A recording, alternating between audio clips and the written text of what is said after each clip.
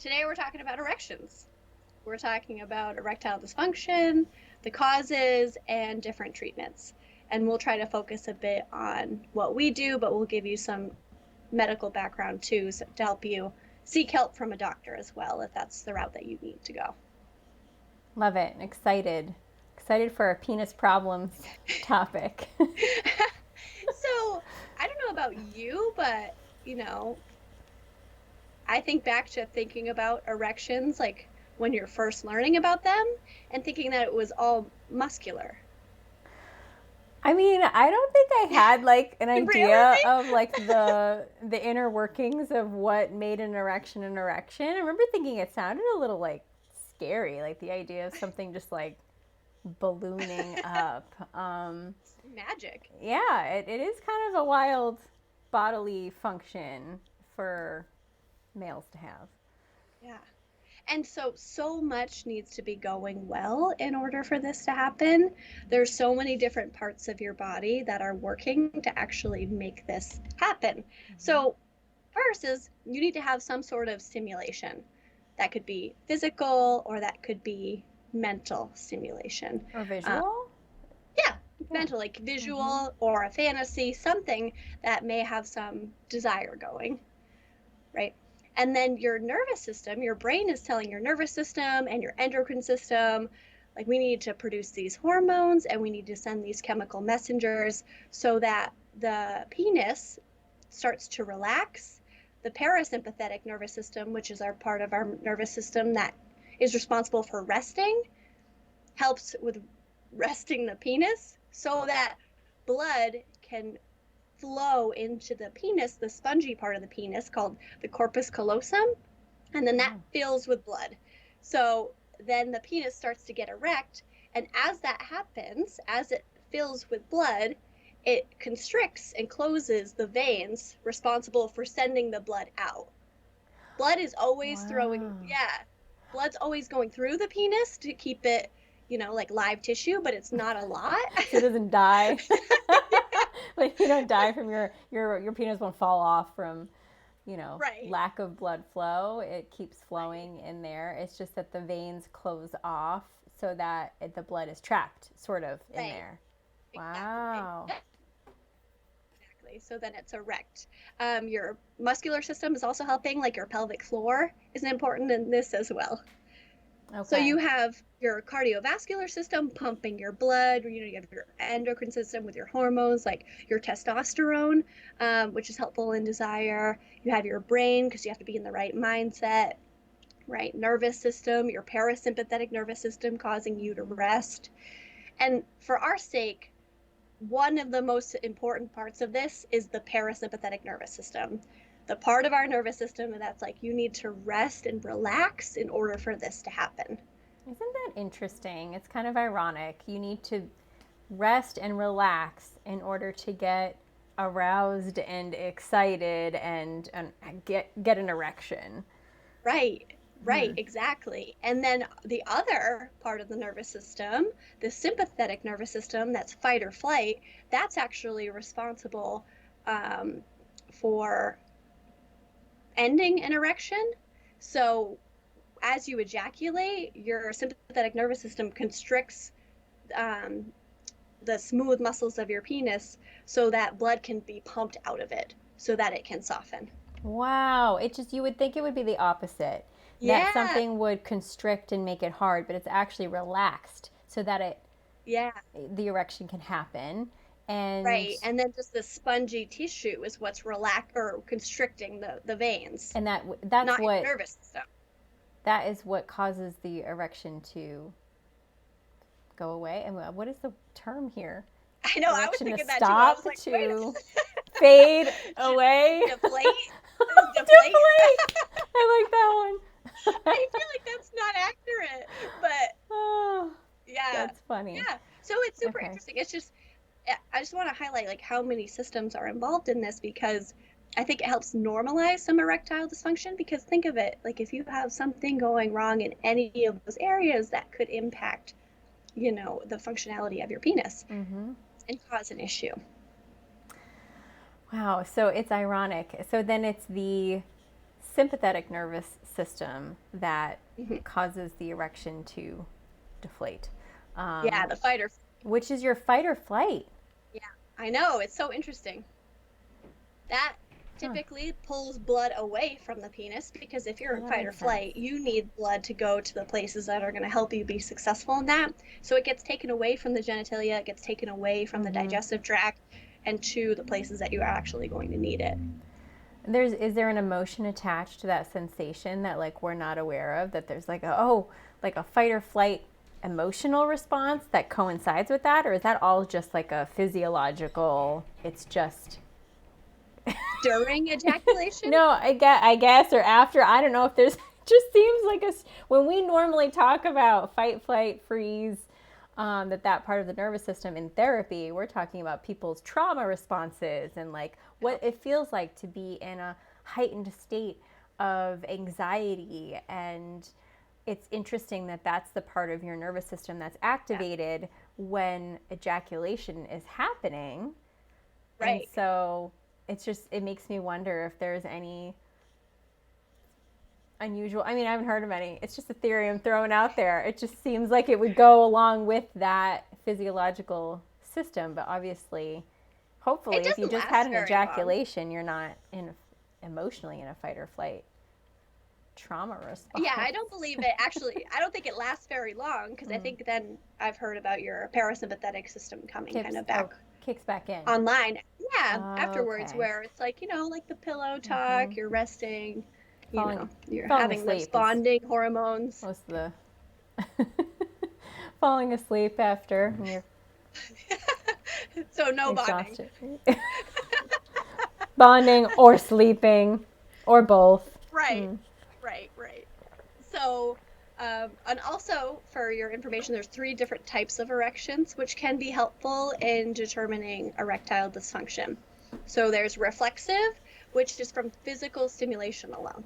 Someone touches you and then you have that response.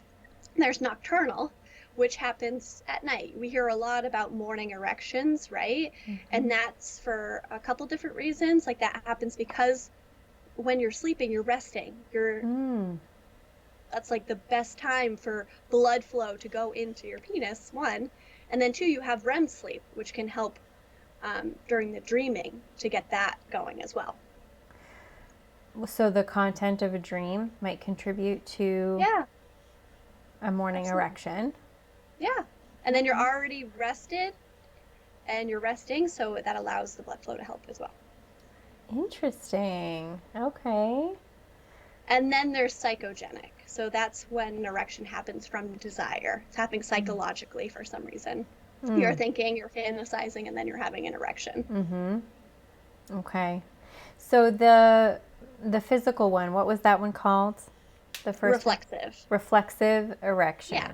So that can happen when you're not in any kind of like psychologically aroused or a desire state. It could literally just be your body's reaction to some sort of physical sensation that's happening. It might not even be sexual whatsoever. Right. Right. Exactly. Yep. So, which hopefully can help normalize some experiences some people have had where they're like, well, I just had an erection and I don't know why. Maybe something like rubbed it or touched it in a certain way that was the reflexive reaction. Right. And it doesn't necessarily represent any kind of sexual desire. Right. Exactly. So today we'll focus on erectile dysfunction, which is difficulty either obtaining or maintaining an erection. There's a few different types of sexual dysfunction with penises, such as premature ejaculation, that kind of thing. I think we should save that for a different stream because I think there's plenty to talk about with just difficulty obtaining or maintaining. Okay. Okay. Any questions so far?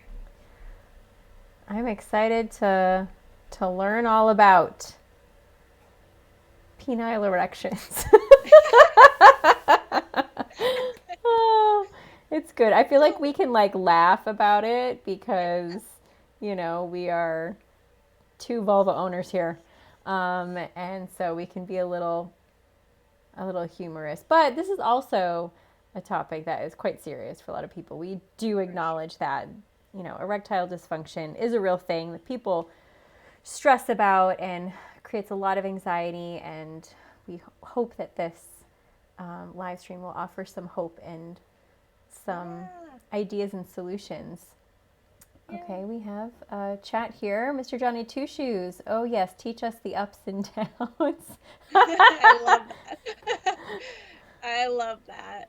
We Okay, plan on so it. I was trying to look into data into how prevalent this issue is. And it's interesting because everything I was coming across seemed pretty old. Even listening to podcasts, looking at data. In terms of prevalence, in like 2012, they were saying approximately like 30 million men in the US were affected. But it's been a long time since 2012, so I'm imagining probably more than that. But that's a significant number of humans that are affected with this. Yeah. They have some percentages of around like 40% above 40, 50-ish% above 50, and it goes up as you age. Okay. It's more prevalent. Which kind of makes sense, right? It can become more of a concern as men age. Absolutely. I mean, we were just talking about all the different systems that are involved, right? Like as you age, you typically do struggle with some health difficulties in one of those areas. And that can definitely have an impact on your functioning. And then about like a quarter of men have experienced struggles with this under 40. Okay. So a lot of young men have experienced this. 1 in 4, right? A quarter? Yeah. 1 have in experienced 4 have experienced it as a pervasive issue, or do they I don't think as pervasive. Yeah. Okay.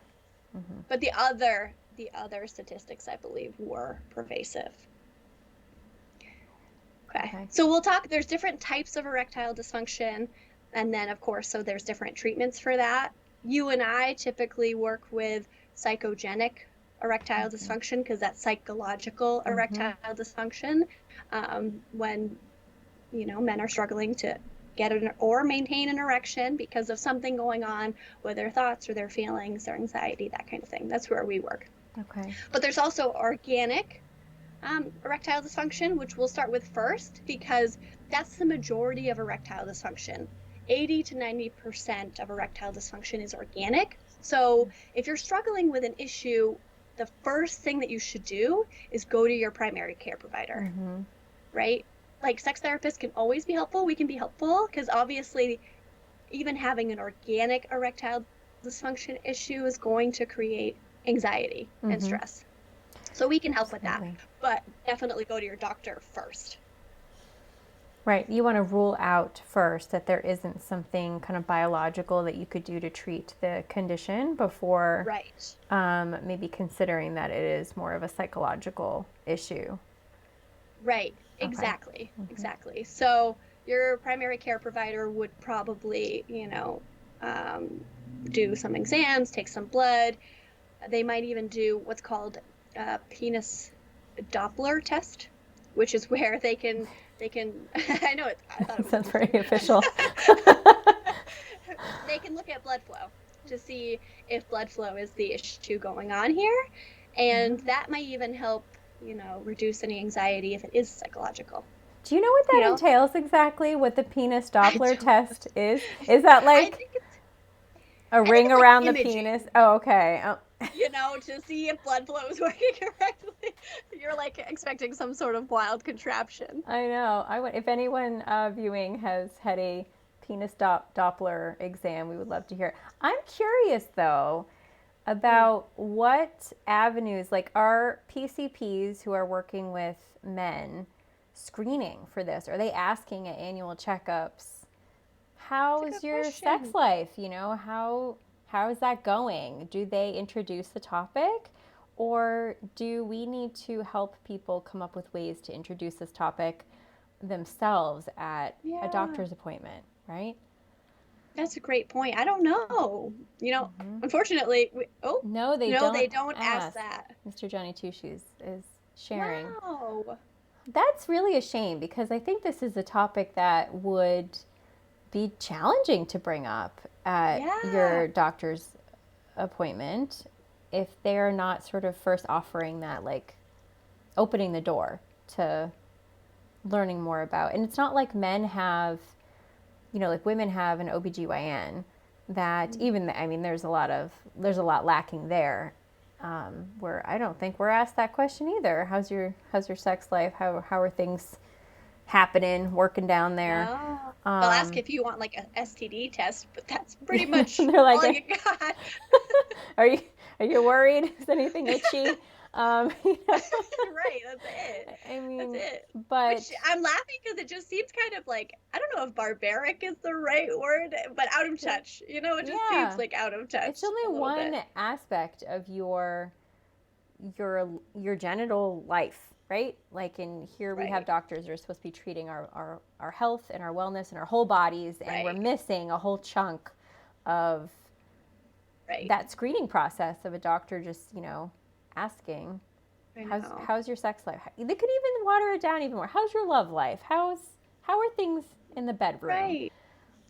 Also, like having troubles with this, it can be one of the first signs of heart disease. So why would a PCP not be asking about it, right? Like they're completely missing a key piece of assessment and like overall health. Yeah, that's a really good point. We need to have a revolution in the medical field. Mr. Johnny Two Shoes, I nominate you to start the petition. I don't even know if that's how you go about it. Yeah. But so a PCP might refer you to a urologist that might do some more in-depth testing and assessment to figure out what might be needed. The penis Doppler test is also used because sometimes it can happen from a trauma, and so it can help determine whether or not it's from a trauma. Which is a rarer cause of it, but obviously can happen, this sports injuries and whatnot. Right. So let's start with organic because, again, this is the biggest chunk of reasons why you might be suffering with this. So just to give you an overall view of what might be going on if this is a pervasive issue, Mr. Johnny Two Shoes, doctors generally just ask, how are you feeling today, or anything you want to tell me during a physical.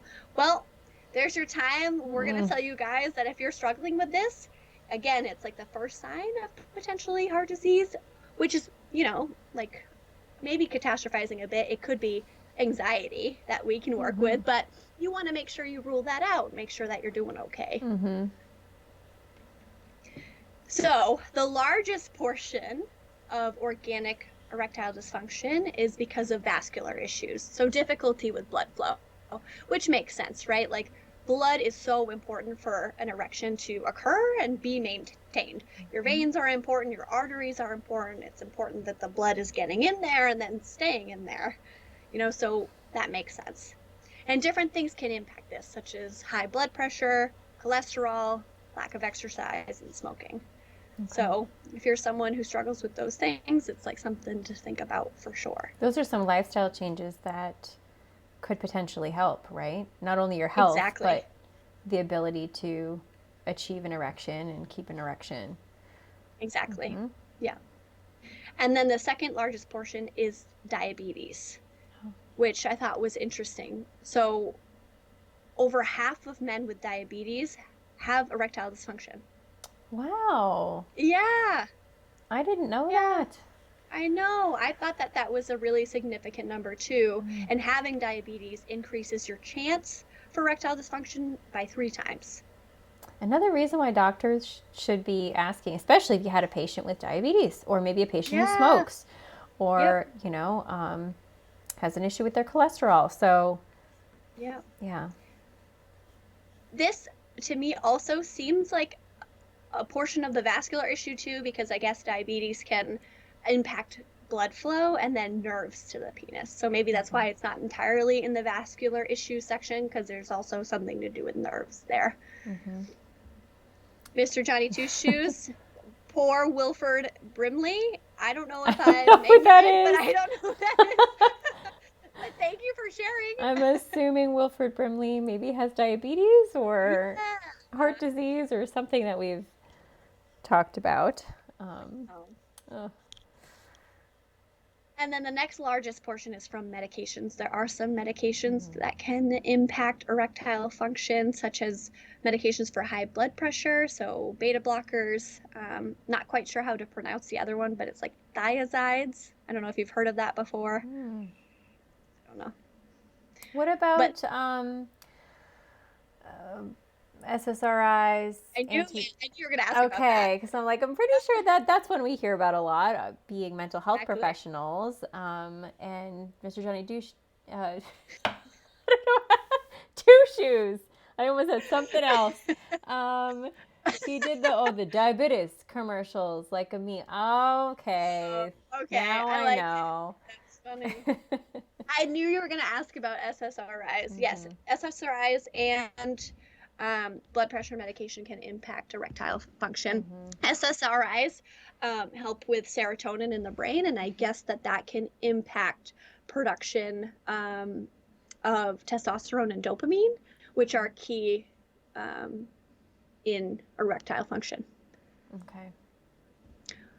If you're hearing this and you're like, holy shit, I'm on blood pressure medication and SSRIs, I'm getting off of this, please don't do that. That can be extremely dangerous if you just choose to just get off an SSRI on your own.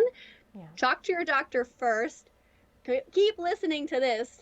You know, there might be other reasons that this is going on, not necessarily your SSRI or your blood pressure med. And if those are the reasons for it, you absolutely can try out other medications with the help of your doctor.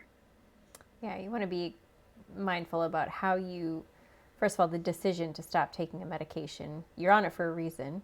So Right. consulting a professional and really thinking through that decision. And then there's a right way and a wrong way to go off some of these medications. You can't just go off cold turkey. It could be dangerous. Right, exactly. So overall, those three take up about 85% of organic erectile dysfunctions. The rest are like neurological conditions, pelvic issues such as pelvic surgeries or pelvic floor difficulty, and then some other like hormonal causes. So I think you had already started to touch upon this. So some of the treatments that you may be offered, even with your PCP or urologist, are pretty natural, right? Like you can start exercising. They recommend 60 minutes 3 times a week. You don't have to do it for the whole 60 minutes at one time. You could break it up and do 20 minutes here, 20 minutes there, but that's overall kind of what doctors are recommending from my understanding. We're not recommending that. Doctors is what I'm hearing. Yeah. And then a diet that's healthy for your heart is also healthy for your penis. So a healthy heart equals a healthy penis. Isn't that sweet? Yeah. Take care of your heart, take care of your penis. I mean, it makes it easier, right? You could just do some research around, healthy heart diet. And then that'll work for your penis as well. So fresh produce, fish. I was going to say, I'm going to take a wild guess and say the Mediterranean diet or something. Yes. Okay. Yep, That's exactly. just the gold standard, I feel like. It's going to fix all your problems, which is olives and seafood. Seafood, produce, avoiding too much saturated fats, red meat, dairy, that kind of thing. And like we talked about, you can switch some medications. Like there are different types of blood pressure medications that might be helpful that aren't in that category, and different like antidepressants that might be helpful as well. And if you're feeling overwhelmed hearing any of these suggestions, I think it's important to think about what could I add in my life first. That's great. Right? Like what could I include in my diet? Could I eat more vegetables, more olives, more versus like what do I need to stop eating? I think that can be a more sustainable mindset of like what can I include in my diet that is healthy for me, and start to eat more of those things. And if 60 minutes 3 times a week feels like too much, do 20 minutes. Start somewhere, right? Right, exactly. Whatever is attainable. Yep, small, manageable goals. You can always build upon them. You can always add more as you go, but start small. For sure. And then also we mentioned like smoking, nicotine and tobacco, they constrict your veins, so they impact blood flow, right? Like it's going to impact the ability for your penis to swell with blood. That is And also, go ahead. No, you go. I was And rude. also, smoking can obviously be contributed to other issues like heart disease or diabetes, those kinds of things, high blood pressure, which impact all of these other things that we've been talking about too. I was just going to add that quitting smoking is, I think, one of the most difficult journeys. And so certainly not something most people can do alone and need some support around. And, even if it's starting with reducing, I'm no expert in how to quit smoking, but again, small attainable goals. It could be just making a couple calls to maybe find a professional to help you on that process. That's a big one. Right. Yeah, absolutely. Absolutely. Similarly, one of the suggestions naturally from your doctor might be to decrease your alcohol use. Excessive alcohol use can inhibit the messengers from your brain that are telling your body to do what it needs to do so that your penis can fill with blood. And it also is dehydrating. And when you are dehydrated, that also impacts the blood flow as well. It's all about blood. We're learning a lot about blood flow. It's all about blood. Yeah. It's all about blood. Truly. Truly. Oh. And it can release a protein in your blood that increases your blood pressure. Also related to blood. More blood. So, more blood. We should have just called this. The title should have been Blood Bath? Blood. All about blood. Blood, and more blood. What about like smoking marijuana? Did that come up in research as it did. anything harmful? Inconclusive. If it's mixed with tobacco, it's harmful, but there's contradictory results, I guess. They haven't found anything conclusive to suggest that marijuana causes erectile dysfunction. One thing is that for a lot of people, it does make them pretty drowsy or fatigued, which can make it hard to achieve and maintain an erection. Okay. Because you don't really have that desire, potentially, And that's one of the first more important steps, too. Right. If it's not reflexive. Okay. And then your doctor may recommend other supplements. So those are more natural. There are some, more medical treatments that they may be able to offer, like different suppositories that go into the penis, or different injections. Wow. They may, like at home? No, the injections I think are done by a urologist. But like I'm not sure about the suppositories. Wow, that sounds like that would be a big suggestion for the men out there to explore. Like, you're just gonna shimmy this on up there. Is that like a little capsule? Do we know what the suppository is? I'm not sure. I'm not quite sure. Okay.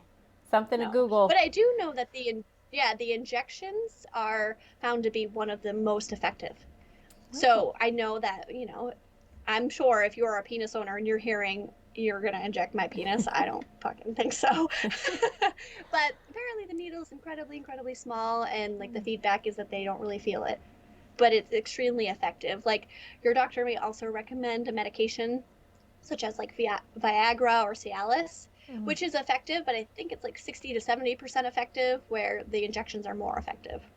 Interesting. So it's like a routine. You go in for an injection, and the effects will last a certain amount of time, where when you feel a desire, you will get an erection more easily? Or is it like, give me a shot and I walk out of here with an erection? I think, if I'm understanding it right, it helps with the blood flow and with having certain like chemical messengers or hormones not break down as easily, because that might be a barrier, that kind of thing. I'm not sure though. Okay. What? my You're not a understanding. medical doctor, I Victoria. know. You're supposed to have all the answers. I know. One treatment that I heard about that I had never heard of before that was super interesting is that they can surgically put rods into the penis, so it's always erect. It's just like you maneuver like where you're placing it. Wow. Now, is I is know, that that's so mostly cool. for people? Well, I have heard about um, individuals who are paraplegics and are, paralyzed from the waist down, and they have lost their ability to achieve an erection. Yeah. My understanding, and so they actually surgically will have like a pump implanted, and they can pump up their penis when they're going to have sex with a partner, and Yeah. their penis will function. Yeah. Mm-hmm. Yep.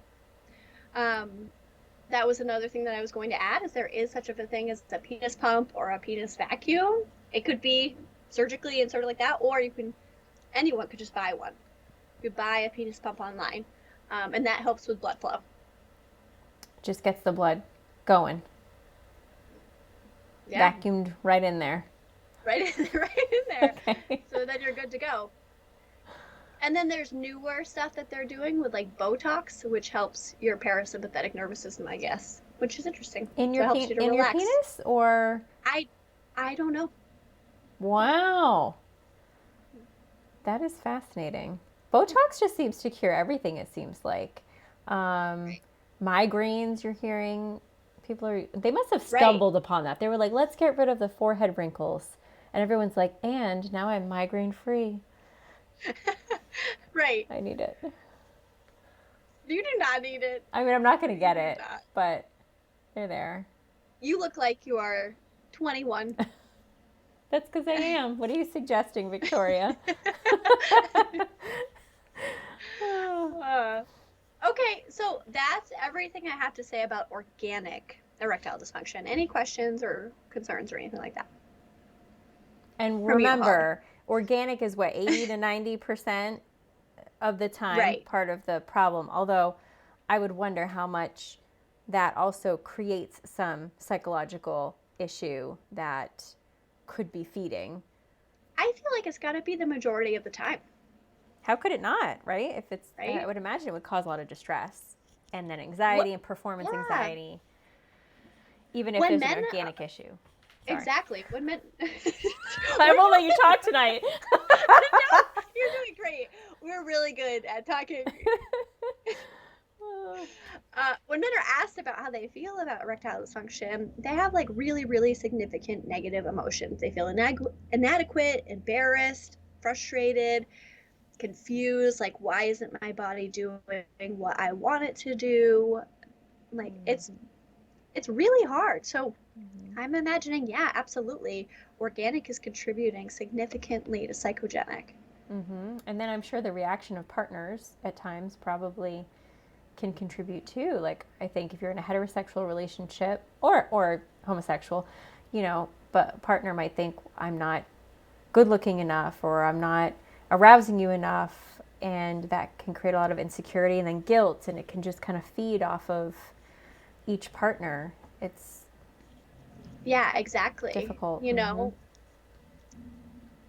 when men are asked, they don't typically ever say, oh, like, my partner wasn't attractive enough, or like she didn't look good. Like, it's always, I don't know what's wrong with me, like, I'm inadequate, And then when women are asked about it, like how they feel about the erectile dysfunction, they take it very personal. Like, he wasn't attracted to me, he wasn't into it, he wants somebody else.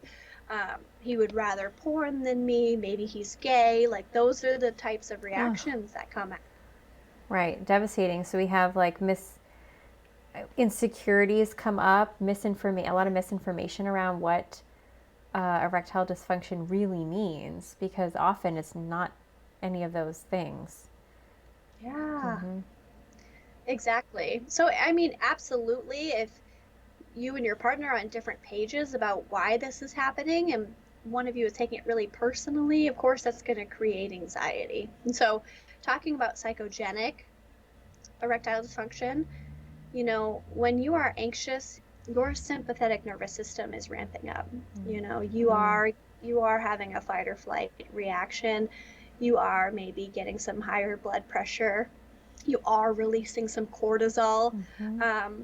which interferes with other hormones, right? Like your, like we've talked about, your sympathetic nervous system is not a friend to obtaining or maintaining an erection. It's only your friend when you want to ejaculate. So write that down. So there's a lot of things that could make someone anxious, right? Like conflict with their partner, you know. Um, Maybe it's a first time with a partner and they are really, really nervous about it. And so that's impacting it. And then they might ruminate on that. So Mm-hmm. what can happen, what we can see is there's so much going on with an erection. Sometimes it doesn't work out. And that's okay. Something happened. Maybe you got anxious. Maybe something happened and you were dehydrated. It didn't happen. And that is okay.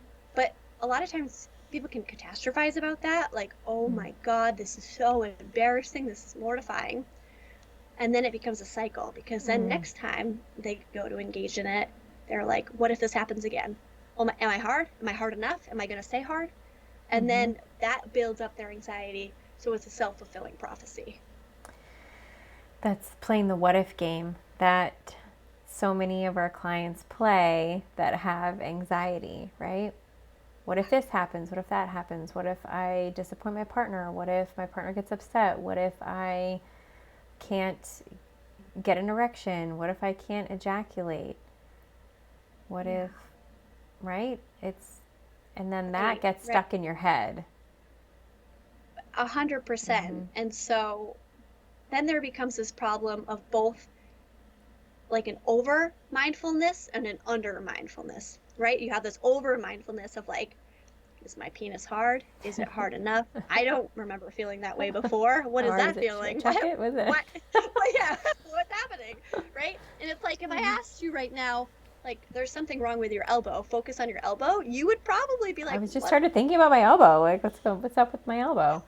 Right. And Mm-hmm. you might notice something that you didn't feel before because how often are we mindful about our elbow? Mm-hmm. Right? So that can happen. You can start to notice something that typically happens with your penis. You just aren't mindful in the moment because you're maybe thinking about something else or feeling it in a different way. Mm-hmm. And then there's an under mindfulness of you're not focusing on pleasure in the moment with your partner. You're focusing on all of the what ifs, like you were Mm-hmm. talking about. Mm. Right. It's like hyper fixating on it. Mm-hmm. Right. Right. And so this does become this loop. And so it's so important, I think, both as a penis owner and then the partner of a penis owner, your reaction to this is so important, right? Like, I think this psychoeducation is really important. So, you know, it's really normal and it's okay. It's okay to have a time where you lose an erection or you can't get Mm-hmm. an erection. That doesn't mean that there's anything wrong with you. You just may have been feeling anxious in the moment or Mm-hmm. again, like dehydrated or something. Just something didn't hit right for that moment and that's okay. I think it's okay to roll with it, like to not Yes. make too much of it. And I talk about this with couples I work with as well, that if they have a sexual experience that just, it was kind of a flop, something disappointing happened, or it wasn't, fireworks and like, okay, that happens. It just, not every time is going to be amazing and mind blowing. And, you know, sometimes it's a bit of a dud. And you just got to be able to roll with it and be like, well, better luck next time, 100%. and kind of move on with it. Having that sort of, these things happen. Not every experience is going to be this, you know, Magical right. Like, wonderland. I want to say groundbreaking, but that didn't make any sense. um, I would use that too. but yeah, just being able to kind of just chalk it up for, yeah, we've had better. Try, maybe Right. next time will be better, because there's just so many other factors that come in to play, like you said, and whether that's just a sexual experience that wasn't, mind blowing, or there was a performance issue, like, erection was difficult to achieve, or for a female partner, lubrication wasn't really happening, or something was, painful. It's okay to roll with it and move forward and not fixate on it. I agree. And I think part of the problem too is, sometimes people have way too much of a focus on penile penetration as being like the be all end all for a positive sexual experience. It's like we have to have like penis in vagina or, penetrative sex in some sort of way for this to be a successful endeavor. Mm-hmm. That's not true. We've talked about before, like, especially for a vulva owner, the majority of the time it takes clitoral stimulation to achieve an orgasm. You don't need an erect penis to do that. Mm-hmm. We're putting pressure in the wrong places. Let's just focus on like erotic energy, enjoying each other, like finding pleasure, even if that is not necessarily on your penis. There are other routes. Maybe you want to try anal play. Maybe you want to try massage in other areas. Like, we don't always have to focus on the erect penis and penetration, because that will contribute to these issues too. Yeah. If the penis is not functioning in the way you want it to in a moment, you've got hands, fingers, mouths, toes, anuses. Yeah. Exactly. You have other options, and that's perfectly fine to explore pleasure in other ways. We don't have to just stay pigeonholed in penile penetration as being like the gold standard of the only way to have a good sexual experience. Take the pressure off. Take the pressure off. And if you're the one having problems in the moment, it can be really helpful for you to focus on your partner's pleasure.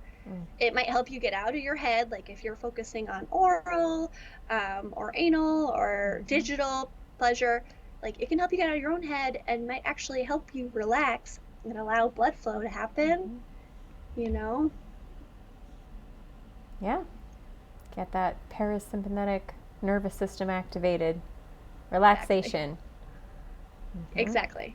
Which is like the key here. You need to be relaxed for this to be working properly. Another common thing that comes up is pornography use, right? There's a lot of like controversy over whether or not pornography can be an addiction, and controversy over if pornography use negatively impacts people and their relationships and whatnot. There is evidence to suggest, porn can cause unrealistic expectations. These are actors, right? They're cutting scenes. They're probably not having sex for an hour, 2 hours, penetrative sex for that long, probably not. And then all of a sudden you're feeling like you have to do it. So then you're putting your pressure on of like, oh my God, I'm close and it's been 6 minutes. Okay, like that's okay. That's totally fine, or you have all this pressure to look like them, or you have pressure that your partner needs to sound like the partner in the pornography film, and it's like creating unnecessary anxiety potentially. That's a good point. As we were talking about this topic tonight, I was thinking perhaps one of our next topics maybe be all around pornography use and porn addiction, and how there is some correlation for some people that pornography use can correlate with erectile dysfunction issues or other sexual functioning issues. So we can dive deeper. I don't know how deep you're going to go into that tonight, Victoria, but I was thinking not deep, because I think that's a whole nother kind of stream for us, but just put it out there that can create some unrealistic expectations at the very least. We can talk more about how dopamine plays a role, right? And how that may impact things, but really at the very least, unrealistic expectations might be happening from that for both you and for your partner. Right. Absolutely. So obviously, like, treatments for this look like working with a sex therapist, right? So like we can teach relaxation techniques of like deep breathing or progressive muscle relaxation, like getting in touch with your body and knowing what it feels like to relax your body. that kind of thing. So psychoeducation around this, helping to challenge those what if thoughts and those anxious thoughts, challenge them with evidence or likelihood, or reframe them in a way. Yeah, is there anything else you have to add about that? I was thinking maybe some mindfulness techniques Yes. in the moment would Yeah. probably help somebody engage that parasympathetic nervous system and try to help relax and focus on bodily sensations, but not hyperfixate, and just get out of your head and the worrisome thoughts and get into your body and the sensations you're feeling, and identify new ways of thinking, such as like what we just talked about, kind of rolling with it, not putting too much pressure. These are all, you can control these thought patterns and learn to alter them, and that can ultimately shift your experience. Absolutely. And then just hopefully the psychoeducation alone of how many things go into this can take some of the pressure off and normalize it. You know, I have a couple Reddit questions if we want to do those quick. I had a question before we do that. Oh, and sure. I don't know if you know the answer to this, but was there any difference in the research you did between difficulty achieving an erection versus difficulty achieving orgasm for men? No. So that's a whole nother sexual function issue that I thought would be too much for one topic. This one. Okay. So perhaps we can dive into, the issue might not be achieving and keeping an erection. Maintaining, yeah. Yes, thank you. That was the word. I cannot come up with the words tonight. There's like long pauses, and I'm like, what's the word? I don't have it. Obtaining and maintaining an erection, and orgasm for men, ejaculation. Okay. Right. Yep. Because there's premature ejaculation, there's delayed ejaculation, there's other sexual dysfunctions that we will educate about. It's just that, like, we just spent, almost 50 minutes talking about just this. So, want to make sure that, we're taking our time with this. Okay. Let's dive into the Reddit questions. Okay. Let's do it. So, am I suffering from erectile dysfunction, or is it just who I am? I and my girlfriend are in a relationship for 2 years. She was my first. I wasn't, in terms of relationship and sex too. It never bothered me. Rather, I was happy to know what gave her pleasure. For all the time we have had sexual intercourse, including foreplay, I have never lasted more than 10 minutes, for my penis just softens mid-sex. It hardens eventually, but the story repeats again after 10 minutes. Initially, we both understood that I was nervous due to performance pressure, but even after 2 years, I am facing the same problem. I am afraid that it might affect our sexual life in the future. Should I consider using Viagra every time we have sex? So he's saying he can have an erection for 10 minutes and then it will go soft. Yep, during sex. And he can get the erection back or no? Or he doesn't say? It hardens eventually, but the story repeats again after 10 minutes. So this is somebody who's losing an erection after 10 minutes. Which, to me makes sense. He has confidence that he can initiate an erection and initiate intercourse. There's confidence there. He can be relaxed in that, right? But he knows that there's a pattern here, that after about 10 minutes he loses an erection. So probably around that 9-minute mark, he's like, oh my gosh, what if I lose an erection? It's been 2 years. Why am I still struggling with this? Right? Because this is a pattern. This is a loop. Like, struggling it with 2 years doesn't mean you're hopeless. It means that we need to help you get out of your head and into your body, or check for organic causes as well. It doesn't say that he saw a doctor. He just says Viagra. And should I consider using Viagra every time we have sex? I think you should rule out organic first. Mm-hmm. I think anyone should rule out an organic issue before they start using Viagra every time. Mm-hmm. And also potentially see a therapist to explore performance anxiety that's contributing to this. Right. I would think that there's even if there is an organic issue, that of course this would create some anxiety because you're like, oh, Right. again, every time you even go to have sex with your partner, you're like, what's going to happen? Is it going to happen again? And I mean, 10 minutes can be quite long to have an erection. I'm curious about the orgasm. I ask about orgasm. I know that's not our topic tonight, but like, are you reaching orgasm ever? Yeah. Yeah. Is that happening? And if so, when is that happening? What does that look like? And Right.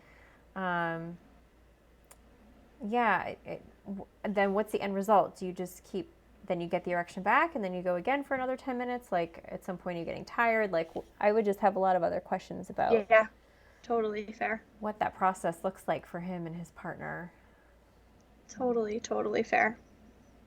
And yeah, I don't want there to be pressure on how long you're facing this issue. It doesn't mean that you're hopeless. Him Mm-hmm. saying even after 2 years, it sounds like he was very distressed about that. Yeah, and it's a long time though. 2 years in the grand scheme of your life isn't all that long, but 2 years to be Hmm. struggling with a problem feels like a really long time. And he doesn't say how old he is. Um, I was looking. Nope. Hmm. Nope. Yeah. Yeah. Okay.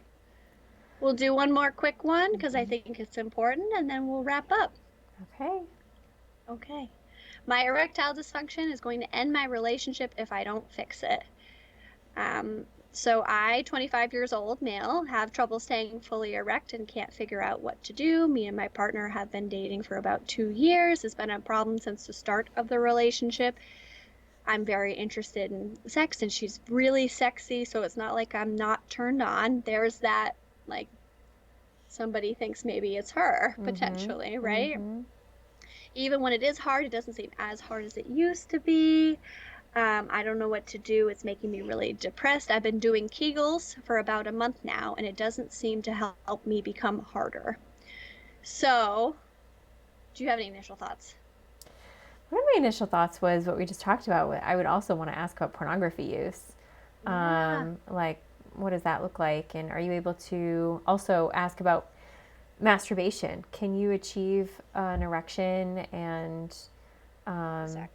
achieve orgasm when you are masturbating individually? I think that would also maybe help us see if there's some organic issues going on versus Absolutely. sex with a partner. Mm-hmm. Absolutely. Masturbation and nocturnal erections can help to determine whether or not Mm. it's organic or psychogenic. Mm-hmm. Still want you to see a doctor. Mm-hmm. Yeah, it can't Don't just, hurt. yeah, Mm. exactly. But absolutely, if you're fine masturbating and you're fine with nocturnal erections, it might be leaning towards it's a performance anxiety issue. Mm-hmm. And in terms of Kegels, so for anyone that doesn't know, Kegels is the tightening and loosening of the pelvic floor muscles to help like tighten and strengthen the pelvic floor. The Mm-hmm. pelvic floor is an important part of sexual function for both males and females. If you overdo it, you can over tighten your muscles and create pain. Mm. So I wouldn't advise anyone to do Kegels without first checking with their doctor and then potentially a pelvic floor therapist. Mm-hmm. It's harder to loosen those muscles than to strengthen them, and you may be causing some dysfunction where you did not have any by overdoing it. The pelvic floor specialist can actually kind of gauge how those muscles are functioning. They can assess them and tell you if you would benefit from practicing Kegel exercises or not, or actually to Right, do maybe some sort of stretching. right, So I think people often think, oh, do the Kegels, it's only gonna help you right. out, it's not gonna hurt. Actually, it might, depending on your unique pelvic floor situation. So Exactly. getting some professional guidance is probably a really good idea. Mm-hmm. Exactly.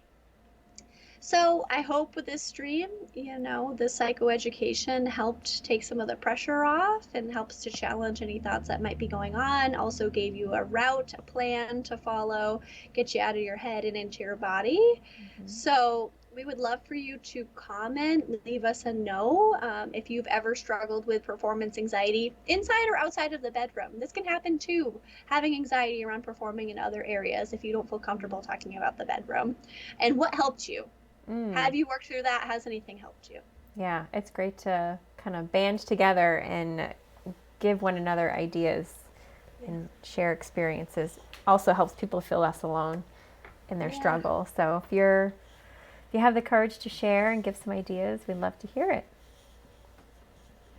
Very cool. Thank you for listening and contributing, Holly. Thank you, Victoria. That was enlightening. Okay, we will be back next Wednesday at 8:30 Eastern. We will see you then.